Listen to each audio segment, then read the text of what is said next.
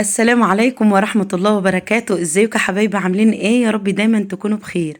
اللهم صل وسلم وبارك على سيدنا محمد وعلى آله وصحبه وسلم. ان شاء الله فيديو جديد وروتين جديد ويوم سعيد عليكم يا احلى اخوات في الدنيا. وحشتوني كتير كتير كتير، مش قادرة اقول لكم قد ايه.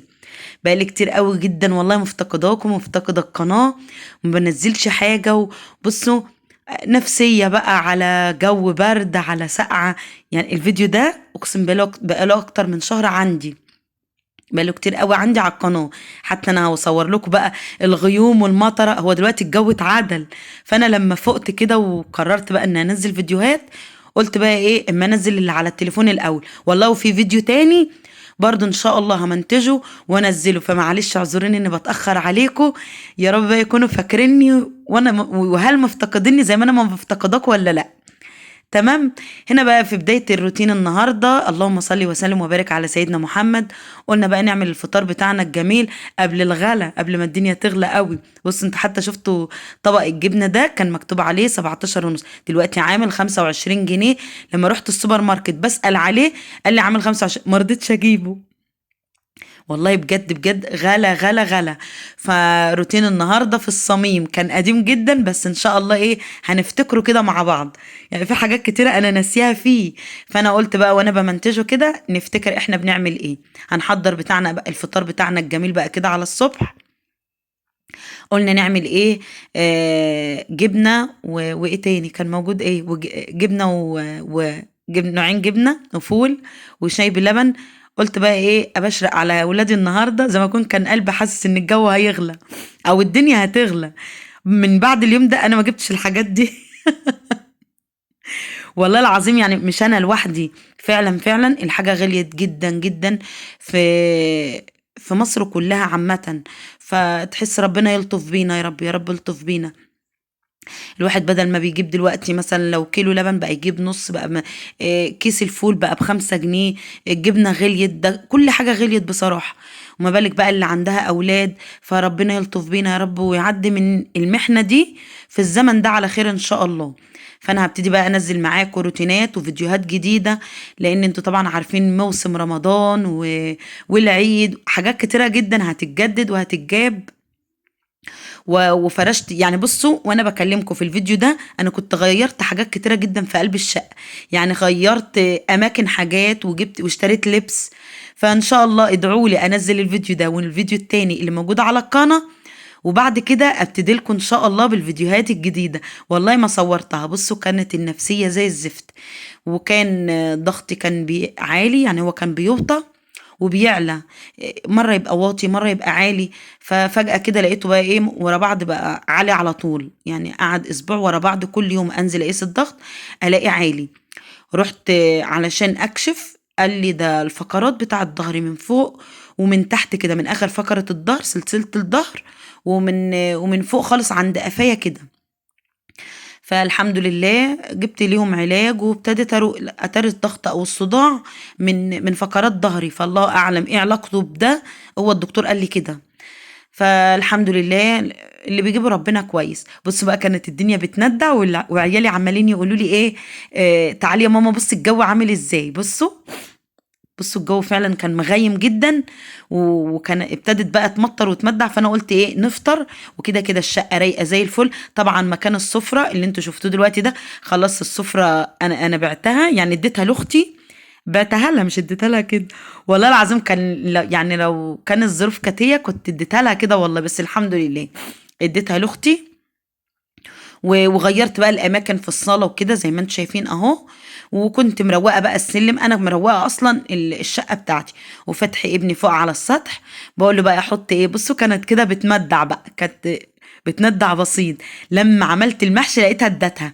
كنت كنست بقى السلم كله زي ما انتم شايفين، عشان لو مطرت بتمطر بتغرق لي السلم وبتاخد الايه الرمله والعفاره اللي على السلم بتنزله كله تحت. فانا قبل ما بتمطر بكون كانسه السلم ومروقاه ومنضفاه، عشان لو نزلت ميه تفضل نظيفه. قلنا بقى بعد ما فطرنا بقى الفطار بتاعنا الجميل، كنت انا مروقه شقتي. قلت اجيب حاجه المحشي اهو زي ما انتم شايفين، شبت وبقدونس وكزبره وفلفل اخضر رومي وكرنب زي ما انتم شايفين اهو. والله العظيم الحاجه دي انا ما فاكره ساعتها كانت بكام، بس دلوقتي غليت الطبق الطاقين وتلاته. انتوا فاهمين؟ مش فاكرة، على ما اظن كده البصل ده كان ب3 او ب4، دلوقتي والله ب12 ونص. بصوا شفتوا غليت قد ايه. جبت بصل بقى، وجبت بتنجان، وجبت كرنب، وجبت فلفل اخضر. قلت بقى اعمل حاجة المحشي النهاردة، وهعمل بقى ايه، فرخة. بص والله، عايزة اقول لكم ان احنا كأنها قلقية دلوقتي، انتوا فاهمين؟ الكيلو دلوقتي بقى بكام؟ بقى ب90 وب95 جنيه. فده كله يا جماعة أيام الرخص. يعني لا تقولوا إن أنا عاملة وليمة ولا حاجة، لا والله كان في الرخص. يعني كانت على ما أظن الفراخ ساعتها كانت ب50 أو ب55. بقول لكم الفيديو بقاله يجي شهر أو شهر ونص. تمام. فهنا بقى قلت أعمل كوبايتين شاي بقى بعد ما فطرنا، ومروقة ومخلية الدنيا زي الفل. وعيالي بتأكل، فتحي بيأكل الطيور، وبسنت وآدم قاعدين بقى إيه قصاد الشباك يشوفوا الدنيا هتمطر ولا لأ. هي تندع وتبطل، تندع وتبطل كده. فقلت اعمل كوبايتين الشاي كده الجمال الخفاف بتوعنا، عشان ايه ابتدي الروتين بتاعنا من اوله. اللهم صل وسلم وبارك على سيدنا محمد. بالله عليكم ما تنسونوش باللايك، القناه بصوا اتدمرت خالص. يلا الحمد لله، قدر الله ما شاء فعل. هنا همسك بقى الميه بعد ما غلت، هحط كمون، علشان لو في غازات او انتفاخات بتبقى في الكرنب لما بتيجي تاكليه، بيضيع الريحه والغازات بتاعته. بتحطي ملح وبتحطي كمون في قلب الميه، وبعد كده بخرع الكرنبه وب... وبحطها زي ما انتم شايفين كده بسلقها. بصوا بقى، دي طريقه جديده، بصوا كذا مره او كذا طريقه في الكرنبه. في الفيديوهات انا عملت كذا طريقه في الفيديوهات في تخريع الكرنب. مره قطعتها 4 تربع، ومره بقيت اخرع الورقه بورقتها كده زي ما انتم شايفين. والمره دي قلت اعملها من فوق، اشيل الحته اللي هي بتبقى الكوبيبه دي اللي بتبقى فوق، وبعد كده انزل بيها زي ما انتم شايفين، واطلع ورقه ورقه. والله الطريقه دي سهله وسهلت معايا وقت وانجاز، يعني انجزت فيها. بصوا اهو، قلبتها كده وبعد كده قلبتها تاني على ظهرها. تمام. بصوا، اللهم صل وسلم وبارك على سيدنا محمد. قلت بقى اقطع الفراخ وانضفها وامسك اعمل الكرنب. بصوا فككت خالص، سهله قوي قوي الطريقه دي بصراحه. بقت كل ما ورقه يعني تطرى اشيلها، كل ما ورقه تطرى بشيلها. وهنا انا كنت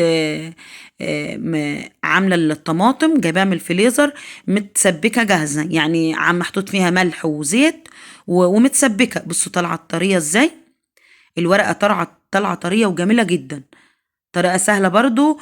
وفي كذا طريقة في فيديوهات أنا حطاها في القناة بتاعتي، في كذا طريقة لتخريع أو تفريع الكرنب، تفريز الكرنب. تمام. أهو يا حبايبي، امسك بقى كده، هي الحلة تحس إن هي صغيرة شوية، بس فين وفين لما عملتها. بص طلعت ورقة ورقة،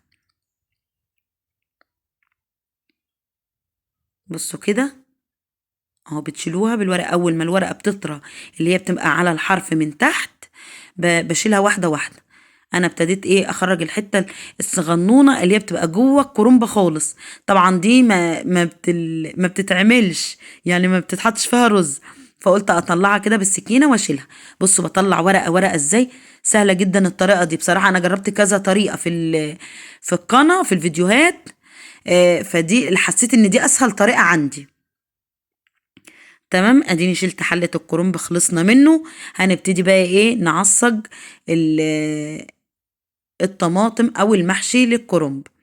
هنا مليت حلة بقى كده، مش عارفة هنعمل فيها ايه دي، على ما اظن هنعمل فيها الفرخة. الفيديو والله بقاله كتير. اللهم صل وسلم وبارك على سيدنا محمد.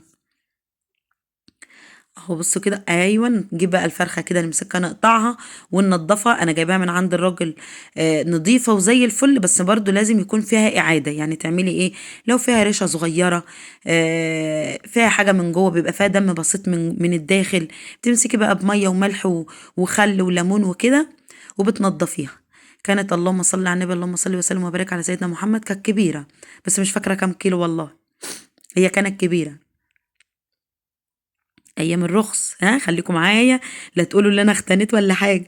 لا ايام الرخص. انا بص انا بنزل في الفيسبوك، عايزه اقول لكم كميه تعليقات وتريقه على الفراخ واللحمه رهيبه.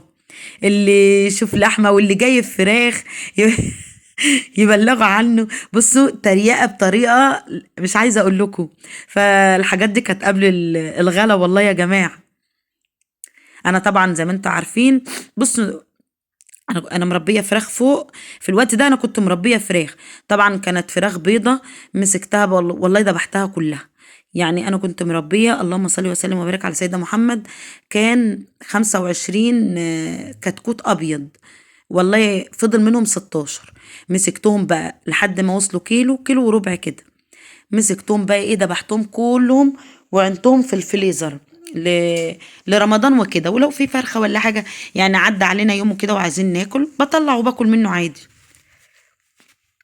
فانا كده كده اصلا كان عندي في التلاجة. يعني بعد الفيديو ده انا دبحت كل الفراخ وحطيتها في الفريزر، ما اشتريتش برضو. هنا مسكت بقى الفراخ بقى زي ما انتم شايفين. انا لقيت الفرخة كبيرة، قلت اقطعها قطع كده زي على يعني علينا احنا 5 تنفار. فبمسك واقطع بقى الفرخة ايه، لو الورك بقطعه 2، لو الكتف بالصدر بقطعه 2 زي ما انتم شايفين كده. بقطعها تقطيع حلو يعني. امسك بقى الملح. مسكت بقى نضفت الحوض زي ما انتم شايفين بمية سخنة كده وظبطته جامد. ومسكت بقى ملح زي ما انتم شايفين اهو. همسكها ايه، اسيبها منقوعة شوية ملح وخل. كنت لسه شارية ازازة الخل، لان انا ما كانش عندي خل اصلا. بقى لي كتير قوي ما جبتوش. فما صدقت بقى ان انا نزلت السوق النهارده وجبت كل حاجة. النهارده ايه اللي هو اليوم اللي انا عملت فيه الفيديو ده اهو. اسيبها بقى تتنقع شويه كده وتنضف، وبعد كده امسك اشطفها. تمام، قيمة 5 دقايق بس. لو فيها زفارة فيها ريشة بتنتشر ريش كده بسيط أو صغير. تمام. وهنا سبت المية بقى، أيوة كان دي بتغلى للفراخ.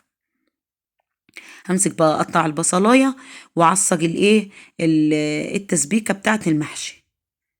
اللهم صل وسلم وبارك على سيدنا محمد. لو وصلتوا هنا كده بالله عليكم حطوا لي لايك، يعني انجزوني في الفيديو، لان بقى كتير قوي ما بنزلش فيديوهات. فالقناه وقفت بصراحه معايا لحد ما الحمد لله تحس ان جسمي اتحسن شويه ورقت، وابتديت انزل فيديو. كان صوتي في الايام دي كان صوتي رايح، كان ضغطي بيبقى عالي، كان ظهري واجعني، كان في مشاكل. فمشاكل مش عندي يعني في البيت، كان مشاكل في العائله وكده. فكانت حاجات كتيرة جدا. فاعذروني بقى بالله عليكم، اعذروني ان انا ما بنزلش فيديوهات، معلش. ان شاء الله كده ربنا يقدرني وانزلكم فيديوهات بقى ان شاء الله كل يوم. اهو يا حبايبي بصوا بقى، كنت شطفت بقى الفراخ وعقبال ما قطعت البصلة وحطيتها بقى على النار. كانت بصوا نطفت قشطة زي الفل ازاي. حتى حطيتها في المية بيضة كده. الخل عامة والملح بيضيعوا أي زفارة أي دم أي ريشة أي حاجة في الفراخ، بيخلوها زي القشطة. تمام. اهو يا حبايبي. امسك بقى احط قرن فلفل اخضر حامي بارد تحت الطلب زي ما انتوا عايزين. انا هنا حطيت قرن واحد بس او نص قرن حامي، لان برضو بيخلي ريحة الشطة ريحة الشوربة بيخليها ريحتها جميلة جدا. وانا عامة محتاجة شوربة للمحشي. وهنا حطيت بهارات فراخ وفلفل اسمر. تمام. اللهم صل وسلم وبارك على سيدنا محمد. مسكت بقى حطيت البصلة اهو برضو في الشوربة، بتدي ريحة وطعم جميلة قوي. وهقلبها وشوية كده ابقى احط لها الملح، يعني في نص السوا بتاعها هحط الملح عادي. هنا احمد كنت بعمل البصل خليتها تدبل شوية، ومسك قرن فلفل رومي. عايزة حامي براحتك، عايزة رومي براحتك تحت الطلب. حطيت في الاول نص قرن حامي، ومسك قرن رومي اهو قطعه زي ما انتم شايفين كده. بيساعدني برضو يعني مش بعمل لوحدي. بعد ما البصلايه احمرت بالفلفل اخضر، يعني تحت طلب زي ما انت عايزه تحطي فلفل، عايزه مش عايزه براحتك، بس بيدي ريحه حلوه قوي لتسبيكه المحشي. مسكت بقى الطماطم زي ما انتم شايفين كده كده انا مسبكاها. وبسبكها ازاي، ما بحطش فيها ميه، بالهاند بلندر كده وهي سخنه بتغلي على النار سليمه، ما بيبقاش فيها ميه. بمسك بالهاند بلندر وبفرمها كلها في قلب بعضها. بالتالي بتبقى تقيله قوي، الصلصه بتاعتها بتبقى تقيله وبتبقى حمرا زي ما انتم شايفين. كان عندي حبه صلصه بتاعت مكرونه، شو انا فاكره، لان ما بفوتش في صلصه خالص الا للمكرونه. صلصه مكرونه قلت احطها برضو، تحسي ان الصلصه كتيره جدا، رغم هي في المحشي هتلاقيها تقيله يعني. تمام اهو يا حبايبي. بصوا بقى كانت اهي تسبيه كده كده متسبكه، فانا قلت بقى احط التوابل بتاعتها، توم باودر وبصل باودر وبهارات محشي وفلفل اسمر وبهارات فراخ، وده بابريكا، بابريكا الحمرا دي بابريكا. تمام. احط التوابل بتاعتي بقى واقلبها، واحط بقى ايه بعد ما اغسل الشبت والبقدونس والكزبره. بغسلها وبعد كده بصفيها في المصفى زي ما انتم شايفين، واحطها على الطماطم. اهو يا حبايبي حطيت بقى الرز زي ما انتم شايفين اهو. انا عامله كميه معقوله، كميه حلوه، لاني هعمل بتنجان وفلفل ومحشي، وهعمل ضاني، ممبار ضاني. طلعت حبة تسبيكة شوية كده في الطبق اللي انتوا شايفينه اهو بلاستيك، لان كانت كتير جدا، كانت التسبيكة كانت كتيرة زي ما انتوا شايفين. هنا بقى كان الكرنب بصوا طري وزي القشطة. الطريقة دي حلوة يا جماعة، جربوها والله هتعجبكم قوي. همسك احط ده كله في الصالة بقى كده، اقعد بره في الصالة في الارض واعمل ده كله في الصالة. بصوا اهو دول اللي اتبقوا. قلت بقى لا احطهم على وش المحشي، لو اتبقى للمحشي بقى ايه بروح حطهم. بصوا بقى كانت الدنيا تلج. حطيت ماء البطانية كده على الموكيتة، وطبعا انا فرشه الركنه دي في الصاله الصغيره. والله نقلت دي بره يعني. بصوا في الفيديوهات ان شاء الله اللي هتلاقوها التانية الجايه هحطها مكان السفره هنا. هنا بقى كانت الدنيا ايه بتندع جامد يعني، كانت ابتدت تشد. بصوا اهو انا بوريكم وانا بعمل المحشي، كل شويه يقولوا لي يا ماما تعالي بصي، يا ماما تعالي الحقي. والله بقى واحنا بناكل محشي كانت ادتها بقى. الوقت ده من شهر ونص، دلوقتي الجو اتعدل وبقى جميل وزي الفل. بصوا اهو حطيت بقى، كنت حشيت كله وخلصت، وحطيت بقى إيه من التسبيكه بتاعت الطماطم. حطيت على الوش في وش الكرنب زي ما انتم شايفين. عملت حلتين، حله يعني وسط وحله ايه كبيره. ومسكت بقى سجق، حطيت حله بقى زي ما انتم شايفين اهو، احطها الميه فيها تغلي، وبعد كده هسقط الايه الممبار. الممبار ده ضاني بس هو وسع شوية، يعني بتاع معزة أو خروف كبير شوية، بتشتري كده من عند الراجل. كنت والله شاريه ب30، رحت سألت عليه أقسم بالله قال لنا ب65 جنيه دلوقتي. بص الايه الكيلو. شوفوا بقى بصوا الفرق قد ايه في مسافة شهر ونص. النص بالنص على طول، الحاجة ب60، 120، الحاجة ب50 تلاقيها ب100. انتوا فاهمين؟ هنا بقى قلت طبعا المحشي عندي عامة ما بيحلاش الا لما اعمل مع جنبه ممبار. انتوا فاهمين؟ بصوا طعمه وشكله جميل جميل جميل بصراحة. اهو بصوا هنا بحشي بقى عشان اسوي الحلة كلها ويبقى كلها سوا واحد، لازم تحط طبق في نص الحلة زي ما انتوا شايفين كده، بتسوي المحشي من فوق لتحت. هبتدي بقى اغسل المواعين بقى اللي فاضلة دي كلها، حاجات بسيطة، كوبايات الشاي وحاجة ايه المحشي اللي انا عملتها. وبص بقيت الحاجة كلها ايدي في ايدي فيها على طول، والله غسلتها برضو. هنا بقى كنت حطيت الممبار وحلة المحشي وحلة الفراخ، كنت حطيت الملح لان انا بحطه في نص الفراخ، ما بحطوش في الاخر، لان الفراخ عامة بتستوي بسرعة، فالملح بيتغلغل جوه الفراخ. انما لو لحمة بحطها في اخر السوا، اول ما بتتسوى كده خالص بروح حاطة الملح. اللهم صل وسلم وبارك على سيدنا محمد. سبت بقى الحاجة تتسوى زي ما انتم شايفين كده، سبتها ووطيت عليها وقلت ايه اسيب المطبخ رايق. بصوا الزبالة كلها حطيتها في قلب كيس وروقت المطبخ وكفيت بقى المواعين، ما ينفعش ان انا ارصها في المطبخ على طول عشان ما تلمش حشرات يعني. ورحت مروقة المطبخ زي ما انتم شايفينه اهو. هبتدي بقى اخرج ايه املى البانيو كده. انا كنت خلصت اكلي وحاجتي بدري بدري، وسبت بقى الايه الحاجه ايه متوطي عليها.